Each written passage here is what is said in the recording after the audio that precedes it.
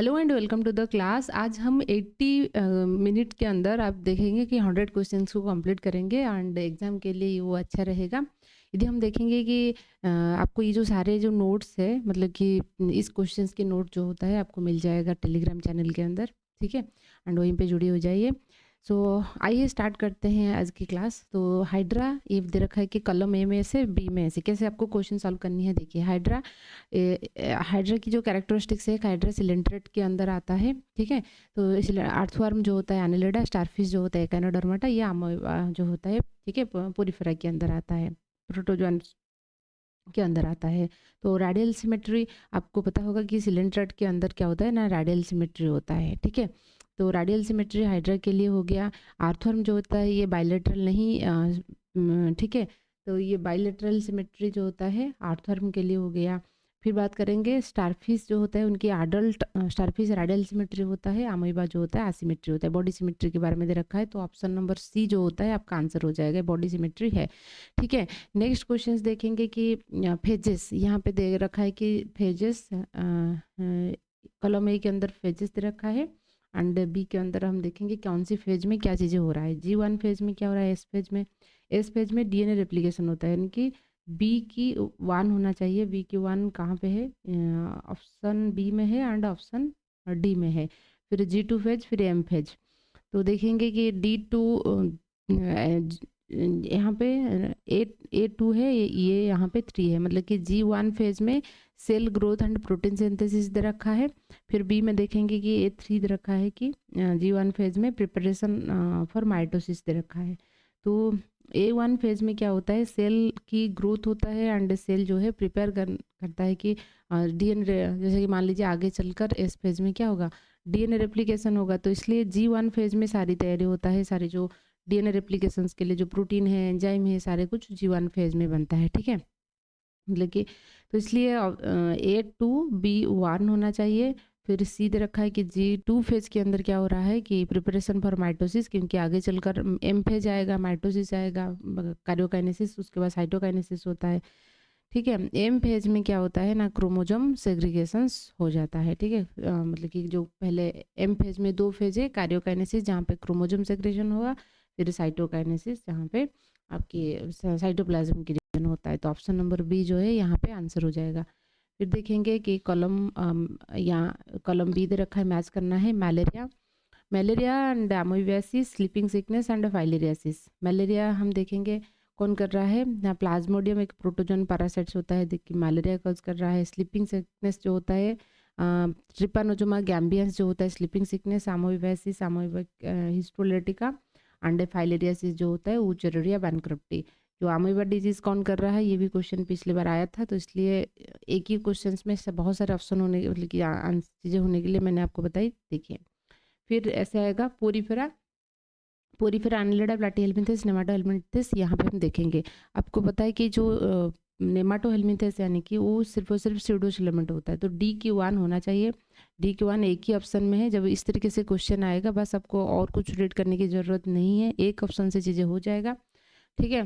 तो यहाँ पे देखिए फिर A4 पोरीफेरा जो होता है एसिमेट्री होता है, क्योंकि पोरीफेरा में कोई की बॉडी सिमेट्री देखने को नहीं मिलेगा। B2 सेगमेंटेड बॉडी रहता है।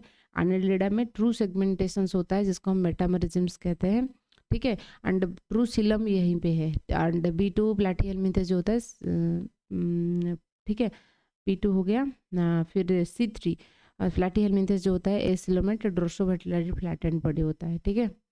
फिर देखेंगे इन यूरोकोडेट के अंदर द नोटोकोड जो होता है लार्वा की टेल रीजन्स में प्रेजेंट रहेगा, ठीक है। एडल्ट में आपको देखने को नहीं मिलेगा।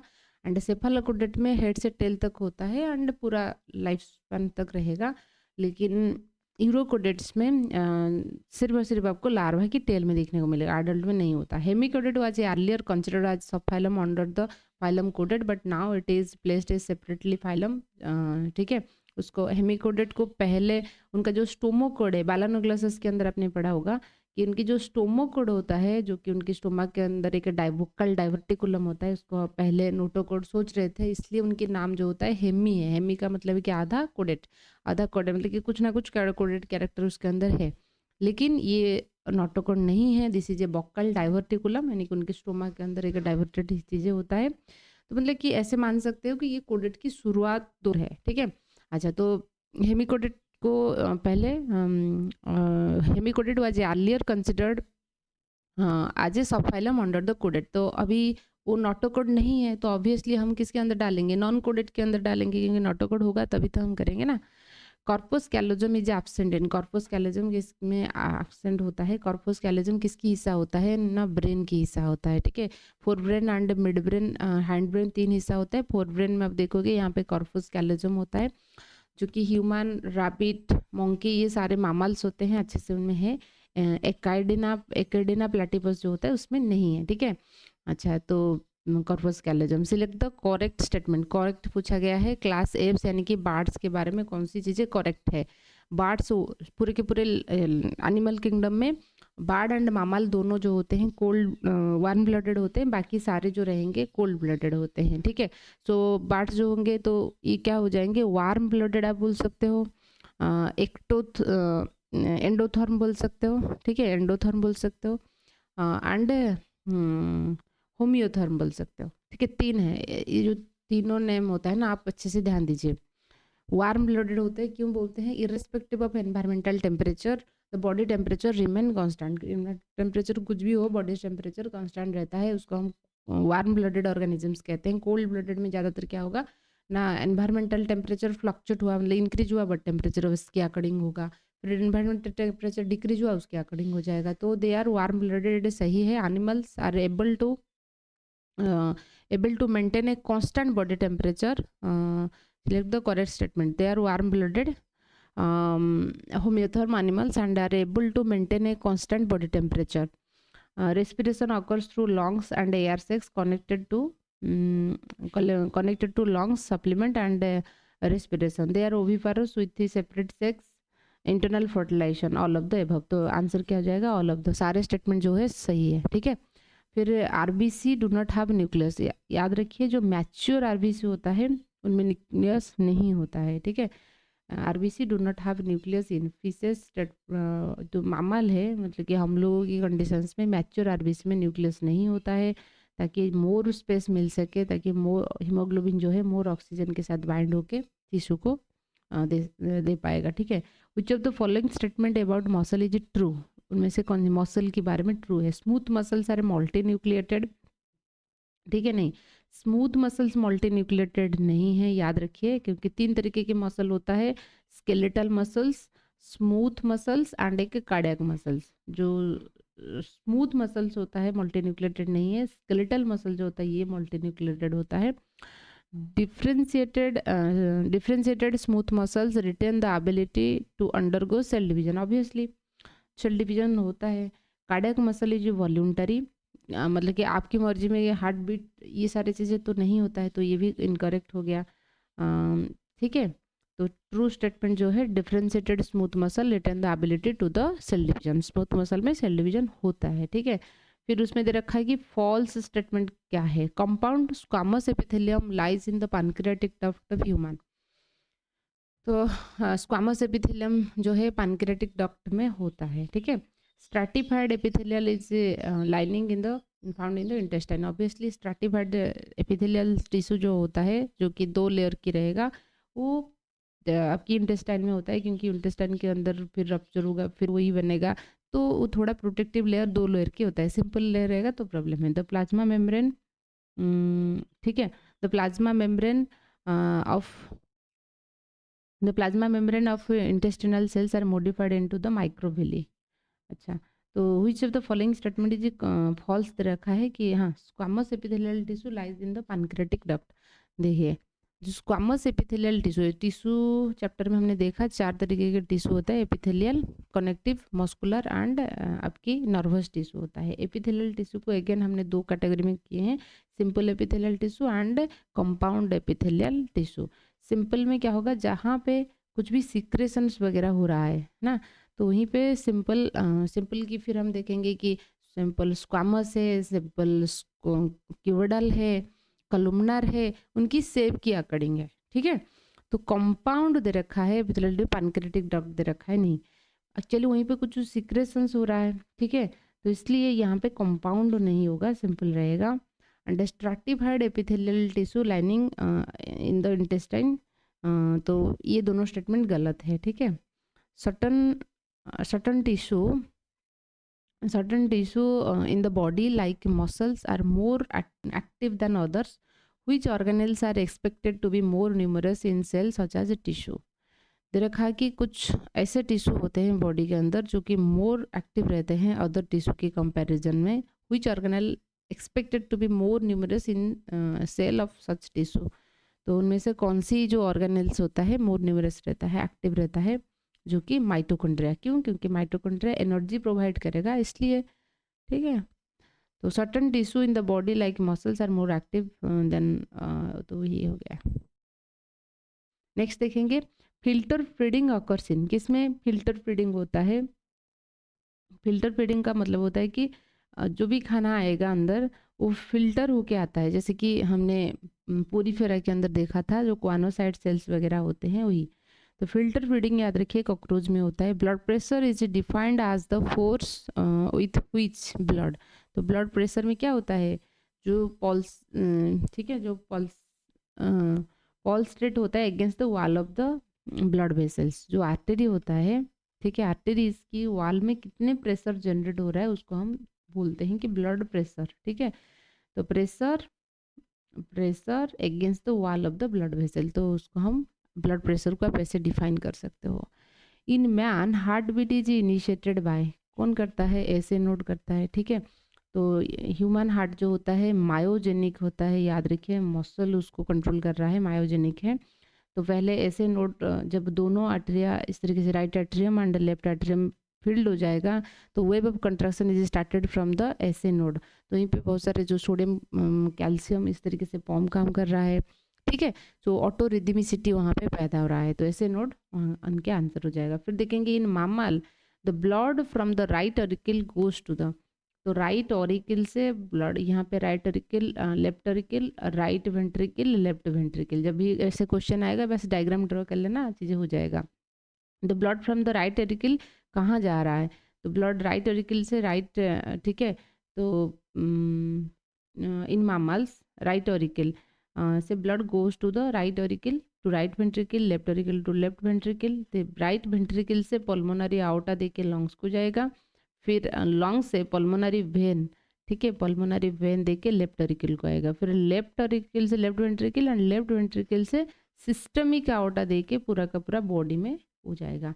इन mammal the blood from the right auricle goes to systemic aorta, नहीं, सिस्टमिक आउटा को नहीं, प्री कावल, ठीक है। फिर ट्रंकस आर्टेरियस नहीं, वहाँ पे तो ह्यूमन में मामल के अंदर वो नहीं है। पल्मोनरी आउटा, अच्छा, राइट ऑरिकल से राइट वेंट्रिकल को आता है, राइट वेंट्रिकल से पल्मोनरी आउटा होना चाहिए। यहाँ पे आइदर हो सकता है कि राइट वेंट्रिकल होना चाहिए था, ठीक है, क्योंकि राइट ऑरिकल से ब्लड तो जो ट्राइकस्पिड वाल्व होता है उसको क्रॉस करके राइट वेंट्रिकल को आएगा। अच्छा, ठीक, राइट वेंट्रिकल होना चाहिए था, ठीक है। During cell division the splitted chromosome moves towards the opposite pole due to, तो जैसे आपको पता होगा मेटाफेज में क्या होता है, क्रोमोजोम अपने आप को इक्वेटोरियल प्लेट में ऐसे अलाइन करेगा, जो स्पिंडल फाइबर होते हैं वो अटैच हो जाएंगे, ठीक है।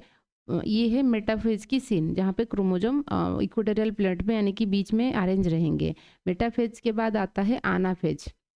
आनाफेज में क्या होगा ना, यहाँ पे जो क्या है आपके अनाफेज के अंतर्गत यहाँ पे जो माइक्रोट्यूबुल्स होते हैं ये उसको ड्रैग करके दोनों दूसरे अपोजिट पोल के टुवर्ड्स मूव करेंगे। During cell division the splitted chromosome move towards opposite pole due to, किसके लिए है? माइक्रोट्यूबुल्स के लिए है, ठीक है, क्योंकि यहाँ पे माइक्रोट्यूबुल्स यहाँ पे ये अटैच के, यहाँ पे जो काइनेटोकोर्स होता है ना उसमें अटैच रहते हैं, वहाँ पे वो उसको खींच के लेके जाते हैं। ये आनाफेज में सीन है, क्या बोल रहा है कि किसकी वजह से वो सेपरेट हो रहा है? माइक्रोट्यूबुल्स की वजह से, ठीक है, सेंट्रियोल दे रखा है नहीं।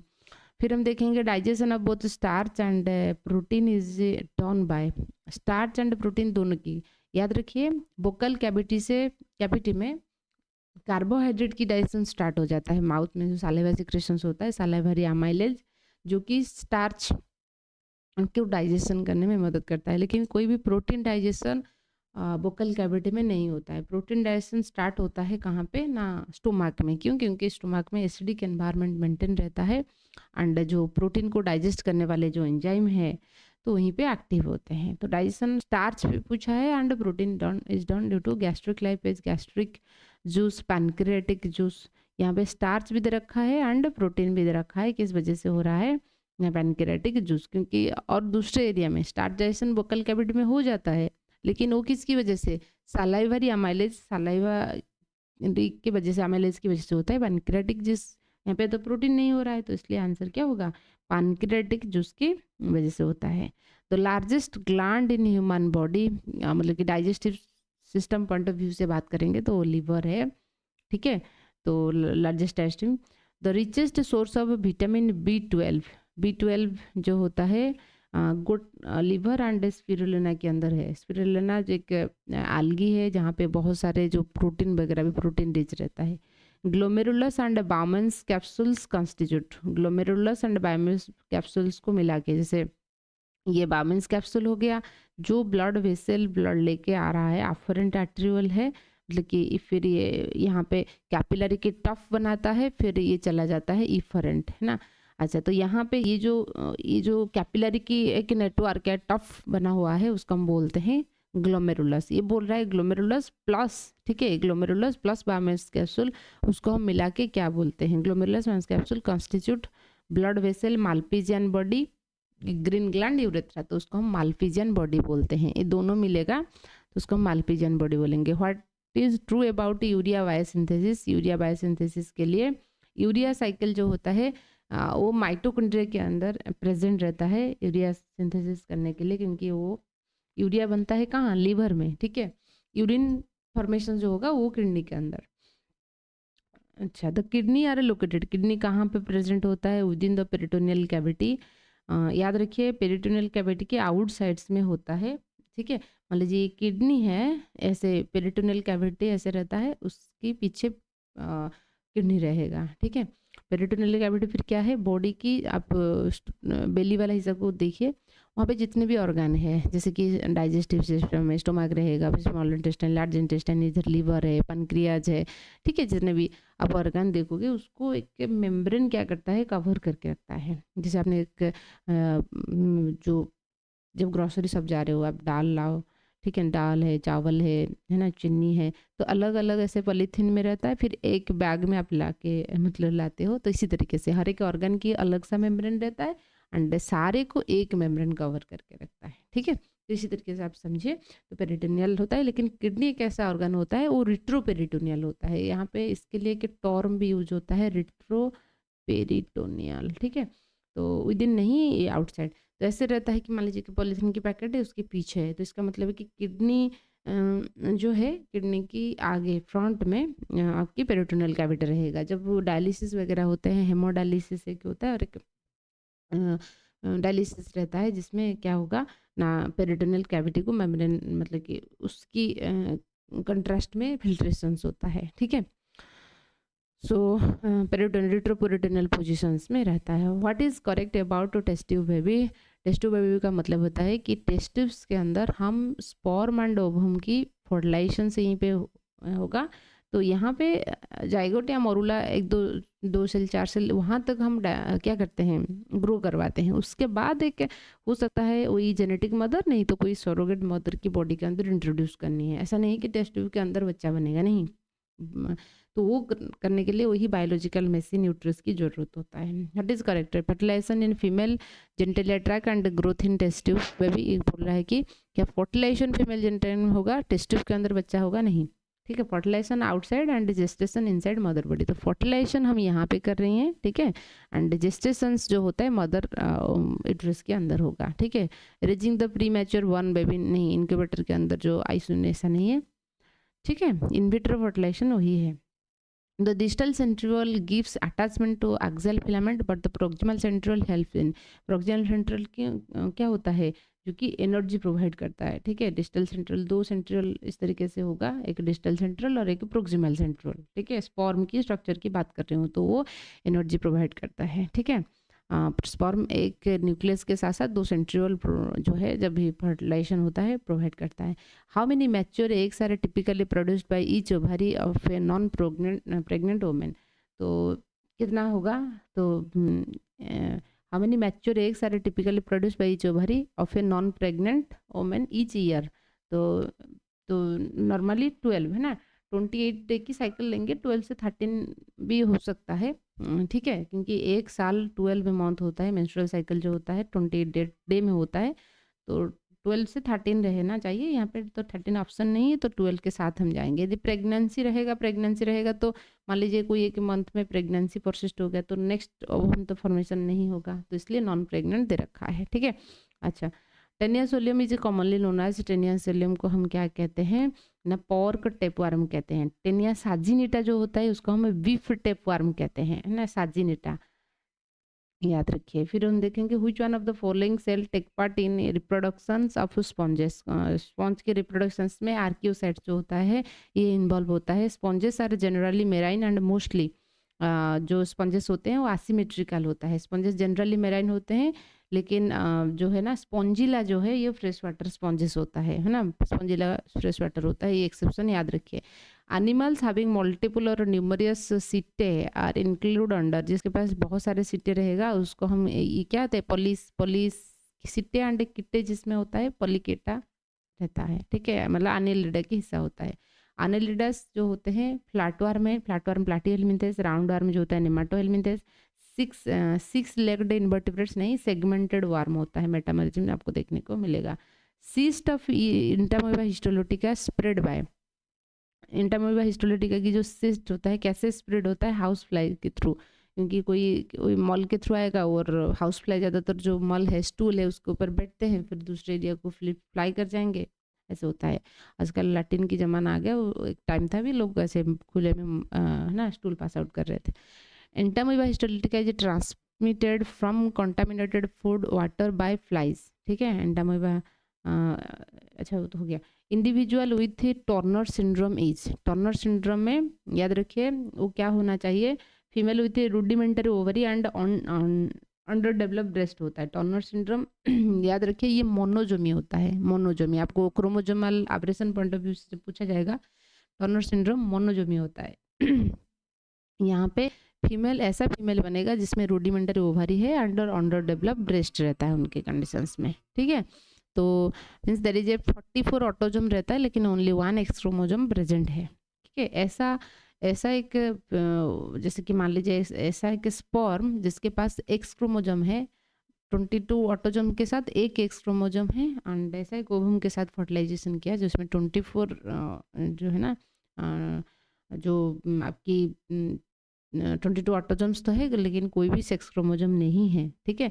उस कंडीशंस में क्या होता है ना यदि मान लीजिए इस तरीके से स्पर्म ओवम के साथ फर्टिलाइजेशन किया तो उस कंडीशंस में तो क्योंकि एक्स क्रोमोजोम है, एक ही एक्स क्रोमोजोम है, तो क्या बनेगा, फीमेल स्पेसिफाइड कैरेक्टर बनेगा, लेकिन डेवलप नहीं हो पाता है क्योंकि 2 नहीं है, ठीक है।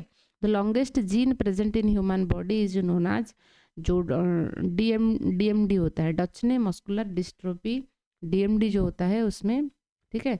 अच्छा, certain fatty acids are said to be essential because the body can not make itself, कुछ फैटी एसिड्स होते हैं बॉडी उसको नहीं बना पाता है, they must be obtained in the diet में होना चाहिए।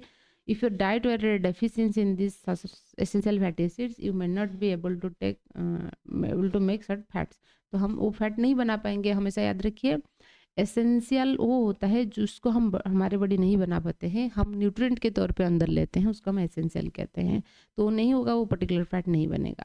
लीनियर डीएनए फ्रैगमेंट 100% वो लेवल्ड क्या है एट 1 एंड हैज ए 3, यहाँ पे देखिए ये लीनियर दे रखा है क्योंकि लीनियर के लिए चीज़ें अलग होता है, सर्कुलर के लिए चीज़ें अलग होता है, तो लीनियर दे रखा है। 3 रेस्ट्रिक्शन साइट है ना, उसको कट करने के लिए मान लीजिए यहाँ पे कट हो सकता है, यहाँ पे for eco R1 and it partially digested by eco R1 so that all possible fragments are produced. How many fragments will be generated, तो कितने फ्रैगमेंट जनरेट होगा, जब भी आएगा लीनियर में आप देख सकते हो 3 है तो कितना फ्रैगमेंट जनरेट होगा, n+1 की रूल मैंने बताई थी आपको, मतलब है कि 4 फ्रैगमेंट होगा, 1 2 3 4। मान लीजिए वही चीज़ यदि मान लीजिए आपको सर्कुलर डीएनए के लिए मतलब कि क्वेश्चंस में दे रखा होगा तो यहाँ पे जितना कट है उतना ही फ्रैगमेंट बनेगा, क्योंकि डीएनए सर्कुलर है, जो कि सर्कुलर दे रखा है या तो नहीं प्रोकैरियोट्स भी होगा। तो इस तरीके से आंसर होना चाहिए था। अभी तो क्वेश्चंस में लीनियर दे रखा है तो आंसर 4 होगा। ठीक है।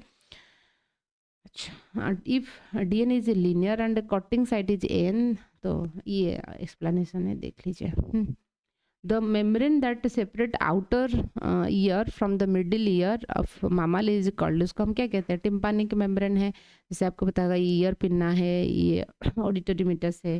ठीक है, यहाँ पे एक ईयर टिम्पानिक मेम्ब्रेन रहता है। उसके बाद मिडिल ईयर आ जाता है जहाँ पे 3 बोन आपको नजर आएगा, मैलियस, इनकस एंड स्टेप्स। ठीक है, मिस याद रखिए। फिर उसके बाद आपका आता है इनर ईयर जहाँ पे कॉक्लिया। ठीक है, ये सारे सेमी सर्कुलर कैनल आ जाएंगे। Nerve impulse are carried from eye to the brain by, तो आंखों से जो होता है ऑप्टिक, ठीक है, ऑप्टिक नर्व होता है। आप acute square alpha GV S H olfact OQ olfactory optic oculomotor है ना, इनके नंबर जो है याद रखिए। ट्रॉक्लियर ट्राइजेमिनल, फिर ऑडिटोरी, फैसियल है ना, एब्यूडेंस, फिर glossopharyngeal, vagus, spinal accessory, hypoglossal. इनकी जो है ना, वैगस जो है 10th क्रैनियल नर्व है।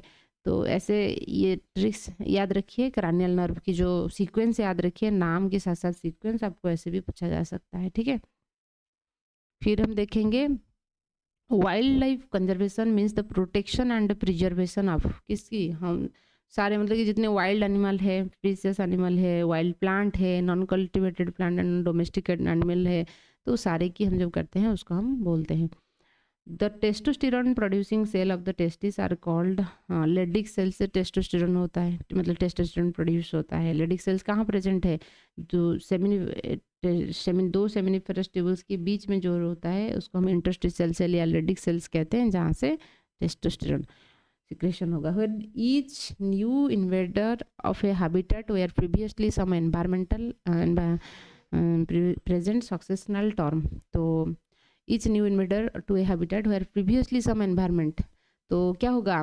वो सेकेंडरी सक्सेशन होगा। जब एकदम स्क्रैच से, मतलब कि कुछ चीज़ें नहीं है, कोई बैरन एरिया है, वहाँ से चीज़ें ग्रोथ हो रहा है, उसको हम प्राइमरी सक्सेशन कहते हैं। जब पहले कुछ चीज़ें था, जैसे जंगल था, वहाँ पे आग लग गया, फिर दोबारा चीज़ें हो रहा है, उसको हम सेकेंडरी सक्सेशन कहेंगे। ठीक है। अच्छा, which enzyme is responsible for synthesis of tRNA? TRNA को तो आरएनए पॉलीमर, मतलब टीआरएनए है तो आरएनए पॉलीमरेज होगा। ठीक है, और आरएमटी याद रखिए, आरआरएनए, एमआरएनए, टीआरएनए। पॉलीमरेज 1 जो होता है आरआरएनए बनाता है, आरएनए पॉलीमरेज 2 जो होता है एमआरएनए, एंड आरएनए पॉलीमरेज 3 जो होता है that is produces the tRNA. यहाँ पे तो और इजी क्या है, मान लीजिए क्वेश्चन ऐसे आएगा तो रमता याद रखिए, RMT polymerase 1 2 3। Super coiling created during DNA replication is relieved by, जो जैसे जैसे आप ऐसे डीएनए को ओपन करते जाओगे, ठीक है, तो यहाँ पे और ज़्यादा ट्विस्टेड होने लगेगा, है ना, उनके आगे वाला है, उसको जो टॉपो आइसोमरेज होता है वो चीज़ों को रिलीज करता है। ठीक है, थोड़ा सा कट लगेगा, फिर जो सुपर कॉइलिंग हुआ है और ज़्यादा ट्विस्टेड हुआ है उस चीज़ों को वो क्या करेगा, 1 minute.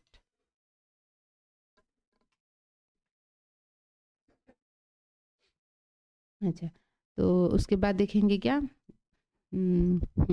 which of the following is not the main criteria for 5 kingdom classification system? 5 kingdom classification RH Whittaker ने बताए थे, उनके अकॉर्डिंग 5 किंगडम है, जिसमें मोनेरा आ जाएगा, प्रोटिस्टा आ जाएगा, फंजाई, प्लांटी, एनिमलिया। मोनेरा जो होता है वही प्रोकैरियोट्स से, बाकी सारे यूकैरियोट्स होते हैं।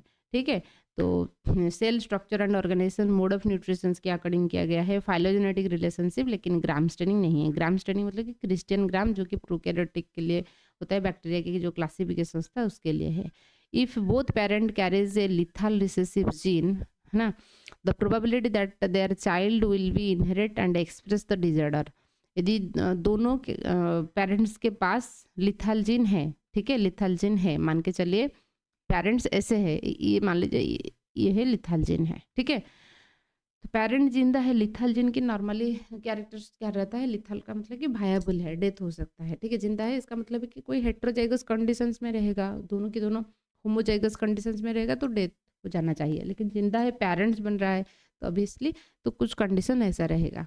तो इस कंडीशंस में है probability that child will inherit the expression, तो चाइल्ड के पास वो एक्सप्रेशन होने की जो चांसेस है कितना रहेगा, 1/4 रहेगा ऑब्वियसली।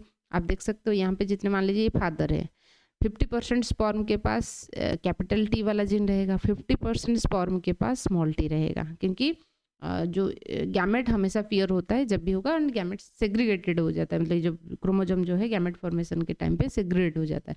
तो जितने ओवम बनेगा 50% ओवम के पास चांसेस है कि कैपिटल टी रहने के लिए, एंड 50 तो जब भी होता है तो ही है, सिंपल मेंडेलियन जेनेटिक्स हमने देखा था, कैपिटल डी स्मॉल टी, यहाँ पे स्मॉल टी, तो स्मॉल टी होने की जो चांसेस है, ठीक है, तो ही आपकी 1/4 है, मतलब कि चारों में से एक है। क्लियर हुआ, तो 1/4 रहेगा आंसर।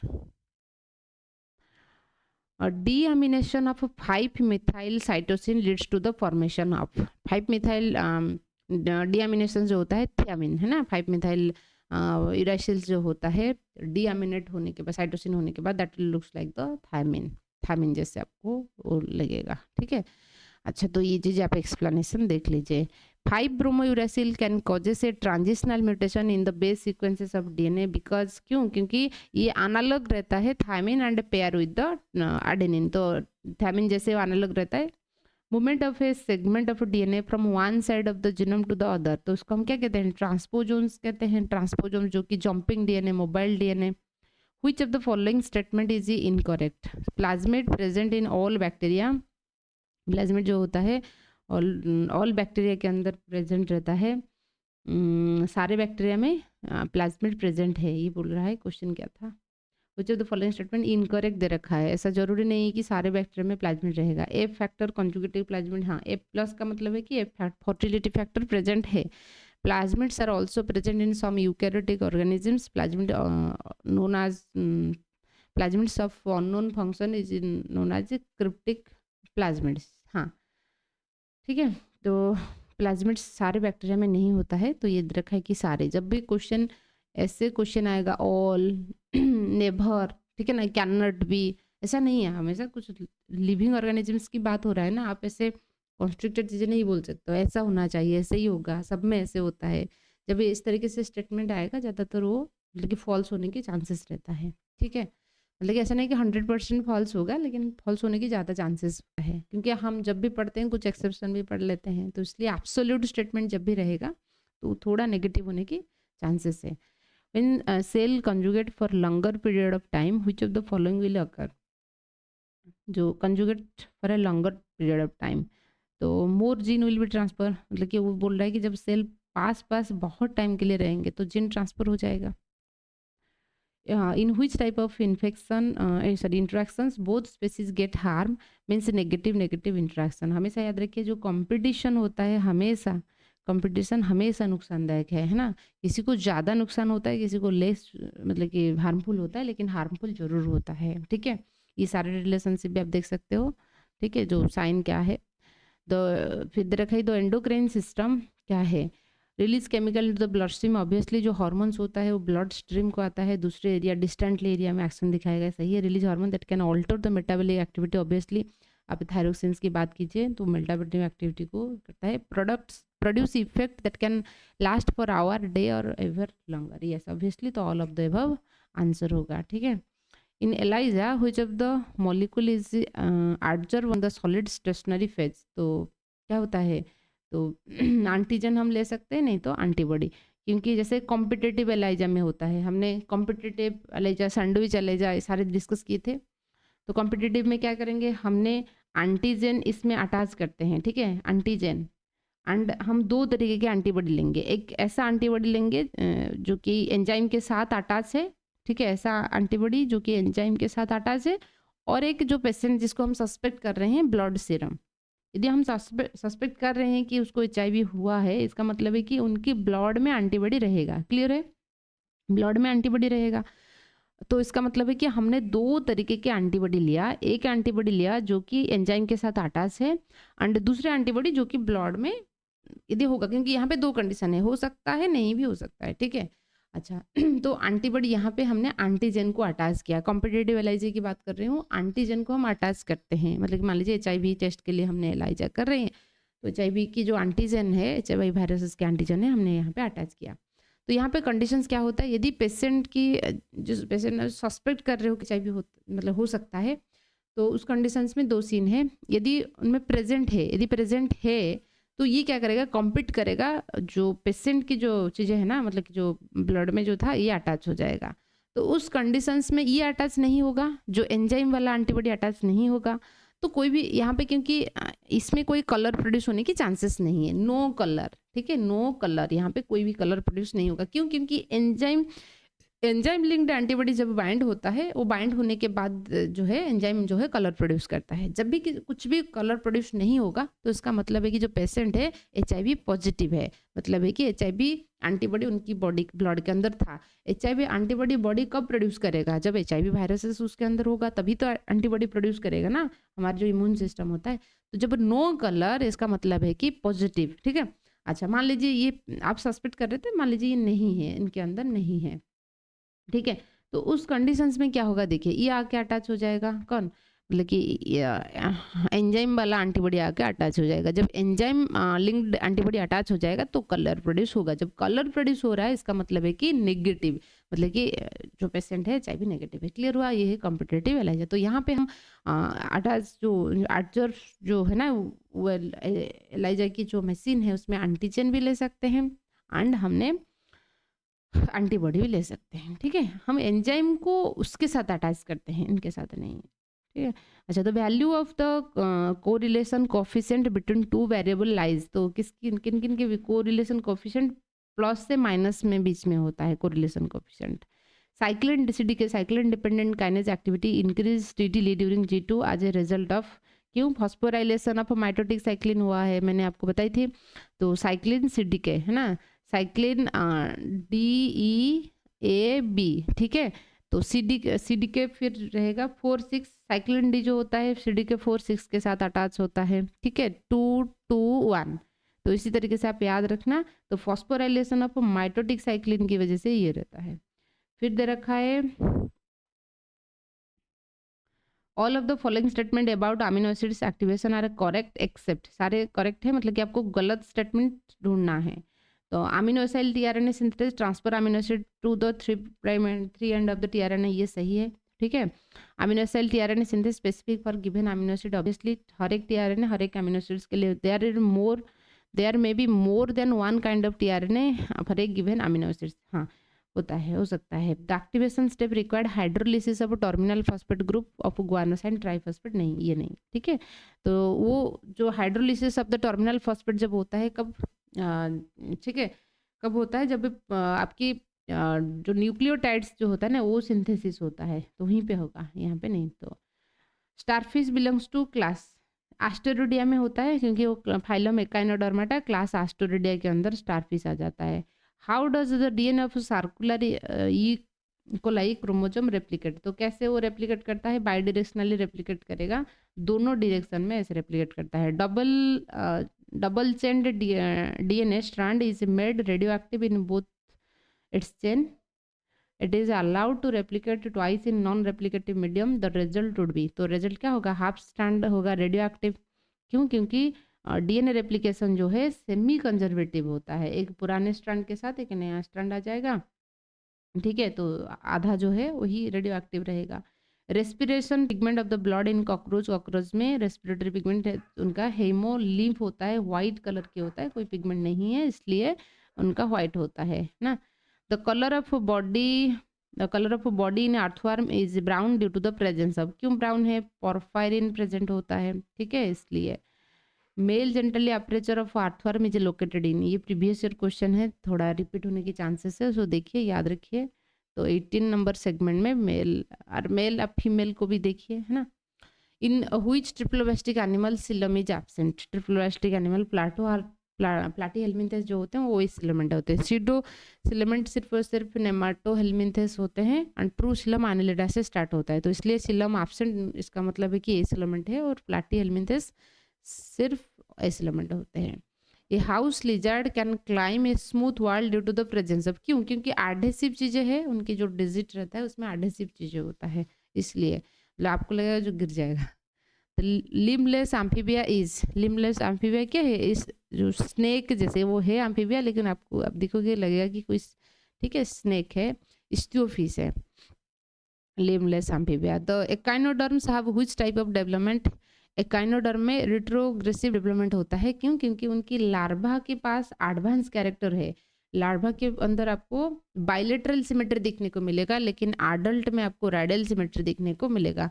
तो बायलेटरल सिमेट्री एक एडवांस कैरेक्टर होता है आज कंपेयर टू रेडियल सिमेट्री, तो इसलिए यहाँ पे रिट्रोग्रेसिव मेटामॉर्फोसिस होता है। एक प्रोग्रेसिव मेटामॉर्फोसिस, एक रिट्रोग्रेसिव। प्रोग्रेसिव का मतलब होता है कि लार्वा के पास थोड़े बहुत मतलब कि एंशिएंट फीचर रहा होगा, जब वो एडल्ट को कन्वर्ट होता है कुछ अच्छा कैरेक्टर होता है, लेकिन यहाँ पे कुछ अपोजिट है, ठीक है। In echinodermata the larva is bilateral symmetrical, ठीक है। अच्छा, which one of the following technique used for DNA fingerprinting of human beings? तो कौन सी टेक्निक जो होता है आरएफएलपी, आरएपीडी, एसएनएपी, सारे चीज़ें जो है डीएनए फिंगरप्रिंटिंग में यूज होता है, ठीक है। अच्छा, a phage that destroy host cell is called, ऐसा फाज जो कि होस्ट सेल को डिस्ट्रॉय करता है, हम उसको क्या कहते हैं? वायरुलेंट फाज होता है, एंड ये लाइटिक साइकिल को कंटिन्यू करता है, ठीक है। Following are statement describe characteristics of enzyme restriction endonuclease, identify the incorrect statement, मतलब कि रेस्ट्रिक्शन एंडोन्यूक्लियस के लिए incorrect statement. They bind to DNA at the specific site and cut only one of the two strand, नहीं वो दोनों strand को cut करता है, ऐसा नहीं कि एक ही स्ट्रैंड को कट करेगा। इसलिए रेस्ट्रिक्शन एंडोन्यूक्लियस की जो चीज़ें होता है वो डबल स्टैंडर्ड डीएनए के लिए एप्लीकेबल होता है, सिंगल स्टैंडर्ड के लिए नहीं। तो मैच करना है रेस्ट्रिक्शन एंडोन्यूक्लियस, फिर किसके साथ? Exonuclease, ligase, tag, joint DNA. DNA ligase जो रहेगा वही ज्वाइन करता है। थ्री का आई कहाँ है? थ्री का आई जिस ऑप्शन में होगा तो डायरेक्टली वही आंसर हो जाएगा। थ्री का आई 3 ऑप्शन में है। अच्छा, तो इसलिए फिर रेस्ट्रिक्शन एंडोन्यूक्लियस बीच में कट करता है, एक्सोन्यूक्लियस फास्ट अमीनो एसिड नहीं तो फास्ट न्यूक्लियोटाइड नहीं तो लास्ट न्यूक्लियोटाइड को कट करेगा। Extend primer on genomic DNA tag polymerase, cut DNA at specific position, remove nucleotide from the end of. तो रेस्ट्रिक्शन एक्सोन्यूक्लियस जो होता है एंड साइड्स में रिमूव करता है, एंडोन्यूक्लियस जो होता है स्पेसिफिक, ठीक है, बीच में कट करेगा। टैग पॉलीमरेज एक्सटेंड करता है, टैग पॉलीमरेज जो है, तो ये आंसर रहेगा, देख लेना उसके साथ मैच करके। 2 antibiotic resistance gene on vector PVR322 are found in, तो एम्फिसिलिन एंड टेट्रासाइक्लिन उन्होंने ये लिए थे, बायोटेक्नोलॉजी के क्वेश्चन है।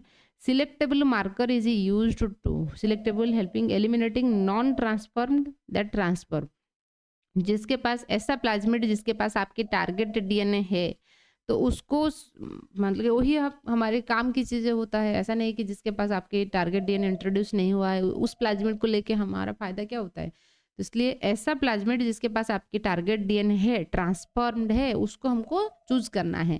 तो इसलिए सिलेक्टेबल मार्कर को इसलिए यूज किया जाता है ताकि हम पहचान सके कि नॉन ट्रांसफॉर्मेंट से नॉन ट्रांसफॉर्मेंट वाला कौन है, ठीक है।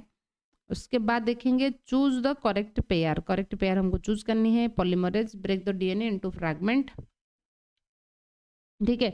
अच्छा, पॉलीमरेज जो होता है वो करेक्ट नहीं है। पॉलीमरेज जो होगा पॉलीमराइज करेगा, मतलब सिंथेसाइज करेगा डीएनए को। न्यूक्लियस जो होता है separate 2 strand of the DNA.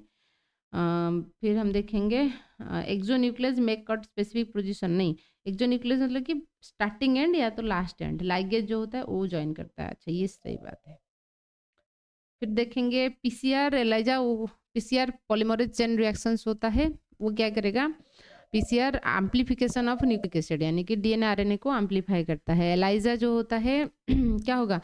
Detection of pathogen based on antigen antibody interaction की अकॉर्डिंग, हाँ वो क्या करता है? पैथोजन को डिटेक्ट करता है। एंड एलाइजा नॉर्मली आपकी HIV वगैरह। एंड इलेक्ट्रोपोरेसिस जो होता है सेपरेशन ऑफ डीएनए फ्रैगमेंट को रिया रेडियो इम्यूनो आसे होता है, ठीक है। एंड ये measure the concentration of antigen, RIA radioimmunoassay में हम एंटीजन की कंसंट्रेशन कितना होता है उसको हम मेजर करते हैं। Specific recognition sequence identified by endonuclease to make cut at specific position within the DNA. तो स्पेसिफिक जो सीक्वेंसेस रहता है वो क्या होगा, पैलेंड्रोमिक सीक्वेंसेस होता है, वहीं पे जाके वो कट करता है। Biochemical nature of N antigen is, biochemical nature जो होता है एंटीजन की नॉर्मली क्या है, वो प्रोटीनियस इन नेचर होता है, ठीक है, प्रोटीन, क्योंकि हमने ठीक है एंटीजन से होता है। Formation of T cell takes place in thymine में मतलब टी सेल थाइमस से होता है, बी सेल बोन मैरो में सारे चीज फॉर्मेशन जो होते हैं बोन मैरो में होते हैं, ठीक है, चाहे वो टी सेल हो या बी सेल हो, दोनों बोन मैरो में बनते हैं। लेकिन बी सेल मैच्योर भी बोन मैरो में होता है, लेकिन टी सेल जो होता है मैच्योर होता है थाइमस में। ये बोल रहा है कि फॉर्मेशन, तो क्या होगा आंसर, बोन मैरो होना चाहिए, ठीक है। यदि मैच्योरेशन मान लीजिए ऑप्शन में रहेगा तो थाइमस होना चाहिए। Which of the following is a secondary lymphoid organ, तो प्राइमरी लिम्फोइड ऑर्गन में बोन मैरो थाइमस आ जाता है, उसके अलावा जितने रहेंगे वो सारे सेकेंडरी में आ जाएंगे। तो बोन मैरो थाइमस को छोड़ने के बाद है ना स्प्लिन, है ना, स्प्लिन जो होता है सेकेंडरी लिम्फोइड ऑर्गन में आ जाएगा। Which of the following is a characteristics feature of innate immunity? innate immunity की characteristics feature क्या है, immediate response मतलब कि शो करेगा, क्योंकि acquired immunity जो होता है वो latent response जो है शो करता है। फिर हम देखेंगे which type of hypersensitivity reactions mediated by IgE, याद रखिए टाइप 1 हाइपरसेंसिटिविटी रिएक्शन जो होता है IgE से, ये चीज़ ध्यान दीजिए। और पूछा जाएगा IgA, ठीक है, जब भी कोई भी सिक्रेशन से जो हो रहा है तो IgA के लिए याद रखिए। which immunoglobulin is the fast to be produced in response to an infections, तो IgM जो होता है, कोई भी इन्फेक्शंस हुआ है उसकी रेस्पॉन्ड में IgM पहले होता है। which cell are primarily responsible for production of antibody, कौन सी सेल जो होता है, बी सेल, ठीक है, बी सेल जो होगा एंटीबॉडी प्रोड्यूस करेगा। which of the following immune responsible for rejection of kidney graft, तो सेल मेडिएटेड इम्यून रेस्पॉन्स जो होता है, कोई भी टिश्यू ग्राफ्टिंग हो गया, सारी चीज़ों को रिजेक्ट करने के लिए, मान लीजिए कोई ऑर्गन डोनेट किया, ऐसा नहीं तो किसी की ऑर्गन ला के करोगे, ठीक है, तो इसलिए इम्यूनो रेजिस्टेंस जो होता है सेल मेडिएटेड इम्यून रेस्पॉन्स की वजह से होता है। फिर हम देखेंगे पेरिपाटस जो रहता है कनेक्टिंग लिंक, आनेलिडा एंड आर्थ्रोपोडा की कनेक्टिंग लिंक होता है पेरिपाटस। नियोपिलिना जो होता है आनेलिडा एंड मोलस्का के बीच में कनेक्टिंग लिंक होता है, ठीक है। एंड आर्कियोप्टेरस किसी होता है, कमेंट में बताना। तो phenomenon of industrial melanism demonstrated natural selection, जो प्री इंडस्ट्रियल एरा यूरोप में हुआ था उस टाइम पे कैसे हुआ, पोस्ट जो इवोल्यूशन में हमने बात की थी, इवोल्यूशन होने के बाद फिर क्या हुआ, ठीक है, कौन सी मौत जो होता है वो ज़्यादा डोमिनेटेड हुए, इसके बारे में हमने बात की थी इवोल्यूशंस में। फर्स्ट मामल अपियर इन व्हिच पीरियड, याद रखिए मामल जो है ट्राइड की पीरियड में पहली बार अपियर हुए, ठीक है।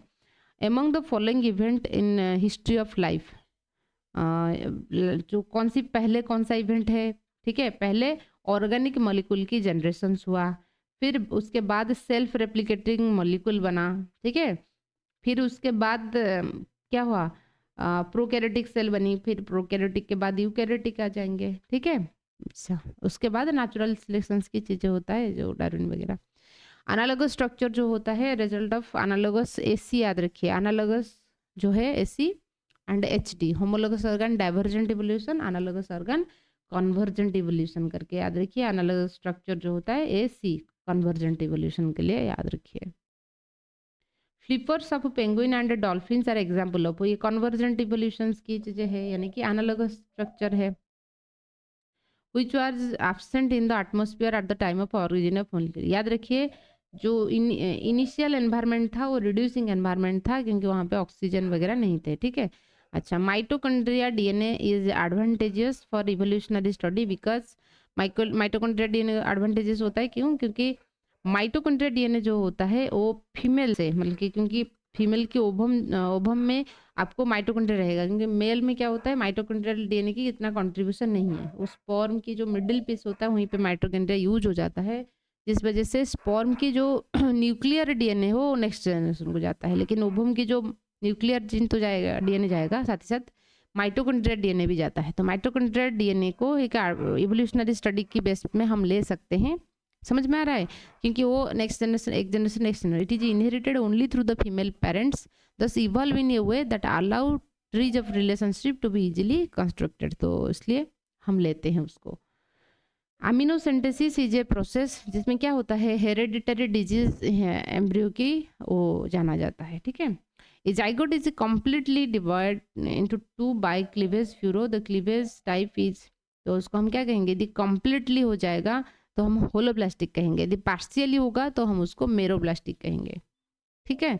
अच्छा, मेगालेसिथल एग अकर्स, तो एग की योग कितना प्रेजेंट है उसकी अकॉर्डिंग उनका हुआ है, तो मेगालेसिथल एग जो है बार्ड्स में होता है। याद रखिए जो ओविपारस ऑर्गेनिजम्स होते हैं, मतलब एग लेइंग होते हैं, एग देंगे तो मदर के साथ डायरेक्ट कनेक्शन कुछ नहीं है, तो योग ज़्यादा रहेगा तो डेवलपमेंट में हेल्प होगा। ह्यूमन कंडीशंस में क्या होता है, जो भी डेवलपमेंट के लिए जो नरिशमेंट है मदर से डायरेक्ट आ जाता है, ठीक है। एंड उसके बाद देखेंगे ग्रे क्रिस्टेंट जो है फर्टिलाइजेशन के बाद फॉर्मेशन होता है जिनके जाइगोट ऑफ द वर्टिब्रेट्स में, तो एम्फीबिया के अंदर हमने ग्रे क्रिस्टेंट डिस्कवर किए थे। ऑन्टोजेनी, ऑन्टोजेनी क्या होता है, development of an individual. Ontogeny recapitulate the phylogeny, developmental history repeats the phylogenetic चीजें, ठीक है। Organizer is a special region in embryo determining the differentiation of other regions. The concept was, ये concept कौन बताए थे ना, आपकी एक साइंटिस्ट थे ऑर्गेनाइजर की, जो स्पिमन्स आपने देखा होगा, उनकी एक्सपेरिमेंट भी हमने पढ़े थे। Which cell have the ability to give rise to a specialized cell type and capable of renewing, तो कौन सी सेल, जो स्टेम सेल होता है, ठीक है। फिर extra embryonic membrane of the मामल एम्ब्रियो आर डिराइव्ड फ्रॉम, ये कहाँ से डिराइव हुआ है, एक्स्ट्रा एम्ब्रियोनिक मेम्ब्रेन, ठीक है। तो ट्रोपोब्लास्ट लेयर, क्योंकि हमने बताए थे स्पर्म ओवम ये फर्टिलाइज हुआ ना, जाइगोट बनेगा, जाइगोट के बाद फिर मोरुला आता है ना, क्लीवेज होगा, मोरुला के बाद ब्लास्टुला। यहाँ पे क्या होता है, दो, एक इनर सेल मास बन जाता है, एक ट्रोपोब्लास्ट लेयर बनता है। इनर सेल मास से ही एक्चुअली पूरा का पूरा एम्ब्रियो की बॉडी बनेगा, लेकिन जो ट्रोपोब्लास्ट लेयर था वहाँ से एक्स्ट्रा एम्ब्रियोनिक मेम्ब्रेन बनता है। एक्स्ट्रा एम्ब्रियोनिक मेम्ब्रेन आपका आम्नियन, कोरियन, है ना, अलांटोइस एंड डियोक्सैक होता है। तो इस स्पीड में आपको करना पड़ेगा ताकि जो है, ठीक है, 100 क्वेश्चन 80 मिनट के अंदर आप कर पाओगे। आई होप आपको चीज़ें समझ में आएगा। यदि आप 1 ईयर MSc एंट्रेंस की तैयारी करना चाहते हो तो आप जुड़ सकते हो हमारे साथ। ये स्क्रीन पे नंबर स्क्रॉल हो रहा है 7894226802, इस नंबर पे भी कांटेक्ट कर सकते हो। नहीं तो डिस्क्रिप्शन में आपकी लिंक है और वहीं पे जाके आप डायरेक्ट भी एक्सप्लोर कर सकते हो, ठीक है। आई होप आपको चीज़ें क्लियर होगा। फिर भी कोई डाउट है आप पूछ लेना। So thank you.